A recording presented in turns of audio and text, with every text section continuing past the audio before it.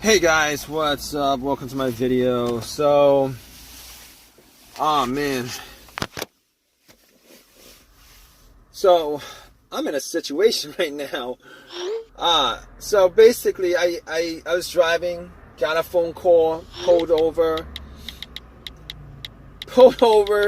Man, I was driving home, I pulled over because the conversation was getting long-winded. I had him on speakerphone and that conversation lasted about 45 minutes. Had the car off. Turned the car off. I don't know why I did that. Turned the car off. And tried to turn the car back on. And nothing. Nothing. I'm about a mile away from home. I mean, I'm glad I'm on the side of the road instead of on the road. But still.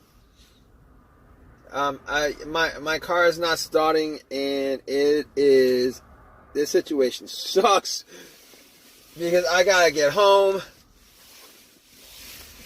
So basically, this is not the first time I've had this situation. I've had this situation maybe like twice in the last 2 months, and every time I try to start it, it eventually started up. But this time, I tried starting like 15 times, and nothing. I just keep on trying to start it 15 times, nothing. I just keep on hearing click. Every time I try to start it up, I just hear a click. So I'm like, okay, probably the battery. So I got out and put my headlights on. My headlights are pretty bright. So I'm thinking to myself, I can't really tell whether it's the headlights that's actually, whether the battery is the situation, why I'm in this situation. I was thinking to myself, maybe the battery is the reason why I'm in this situation. Man, I'm actually I want to get back home, man, because anyway, I couldn't really tell for 100% whether the battery was the issue. So what I did was I went to the back and I got my jumper pack that I bought a couple weeks ago. It's charged up 75%. Good enough. I popped it on. Tried to start it. Nothing. Same situation. All the lights work. The radio works. Blower motor works. Everything in the car works, including the alarm, and I can't get the car started. So basically what happens is I can't get the car started. So anyway, I was thinking to myself, why is this car not starting? And I noticed that the terminals were really dirty. So I went to the deli around here. I got a can of Coke. Pretty much poured Coke on the terminal itself. Took some paper towel, wiped it. It looked pretty clean. It sizzled a bit. Looked pretty clean. I thought I pretty much cleaned it up. And went back to my car, tried to start it. Nothing happened. Okay, so I was thinking, jumper pack at 75%, even if it was weak, I should have at least heard like a weak start or something like that. A weak crank. Did not hear a crank, did not hear anything. No weak crank, nothing, just a click. So at that point, I was thinking, okay, fine. It was just a click. I can't really get somebody to jump my car because they'd have to double park. I'm actually on the street. I actually asked a couple of people, but that's not going to work, man. None of them have other jumper packs on them.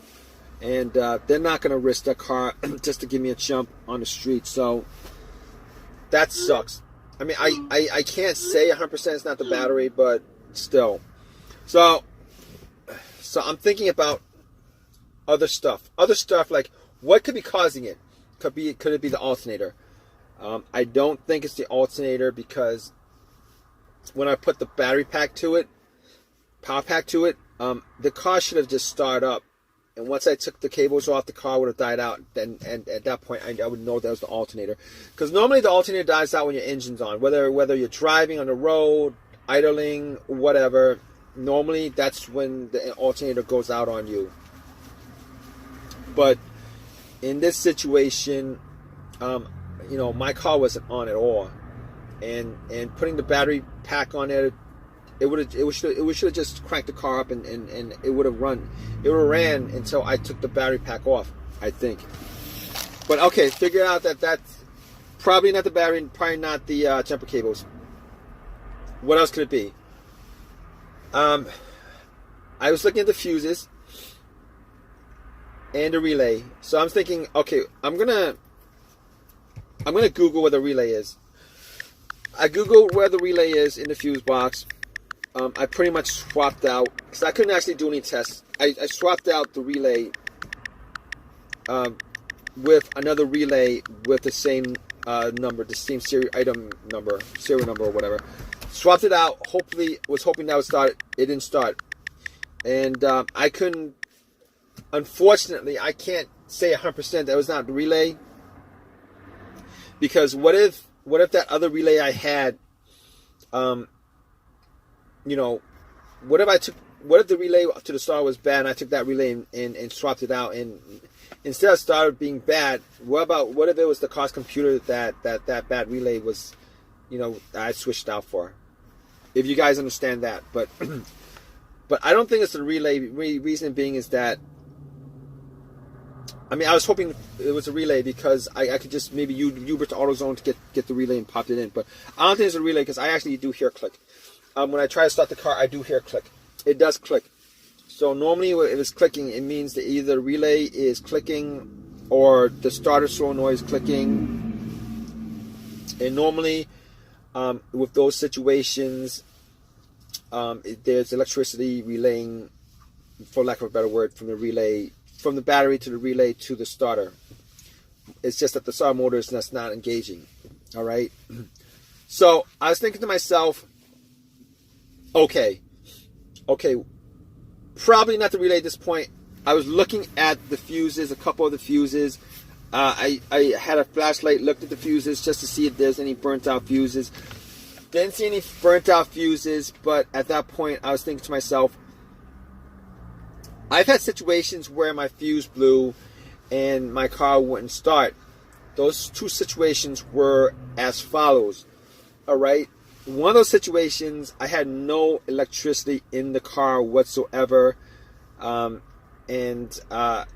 found out that it was the relay that connected to it was a main relay. It's the number one main relay on the fuse box that connected from the battery to the fuse box itself.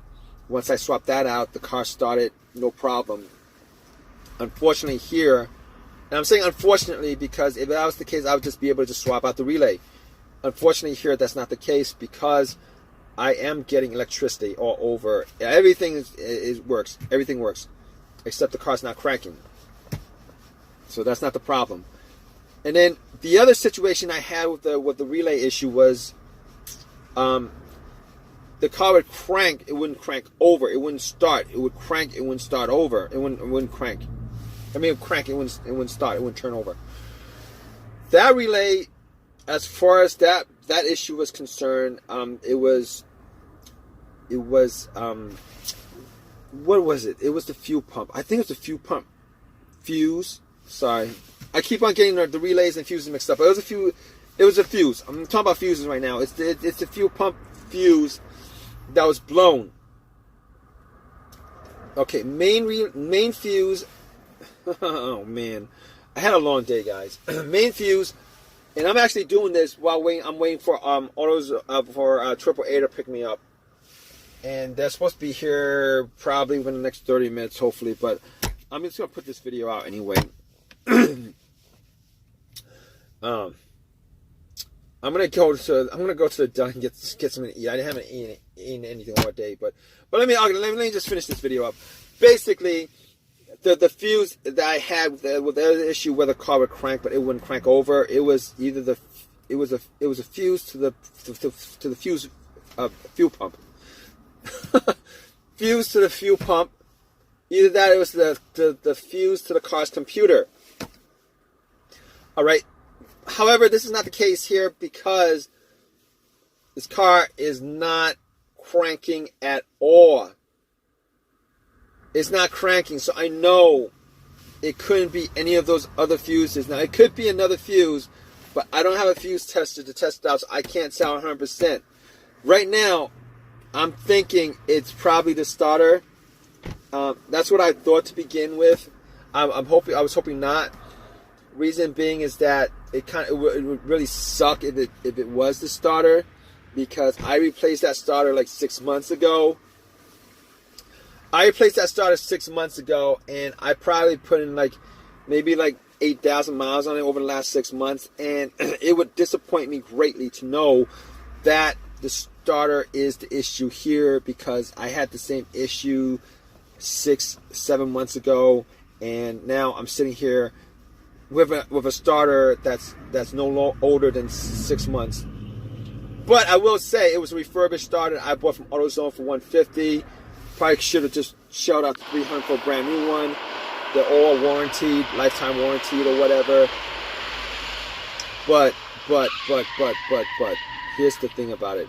I had this conversation, I think, with somebody a while back as far as refurbished stuff is concerned. Refurbished starters, refurbished alternators, whatever it is that's refurbished.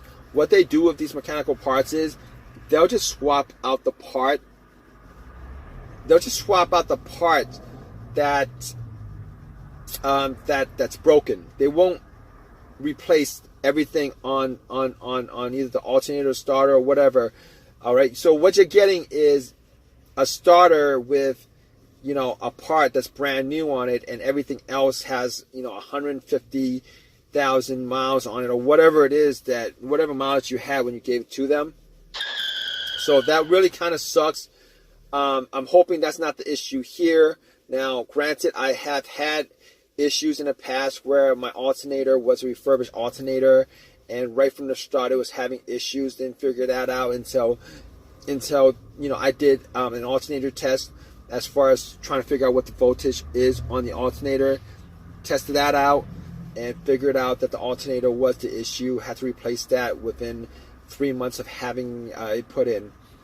But as far as this issue is concerned, I could go out and possibly try to knock on the starter and see if that actually starts up. But it's cold out, and I already caught AAA, so I'm not going to do that. Thinking about that, I'm probably not going to do that right now.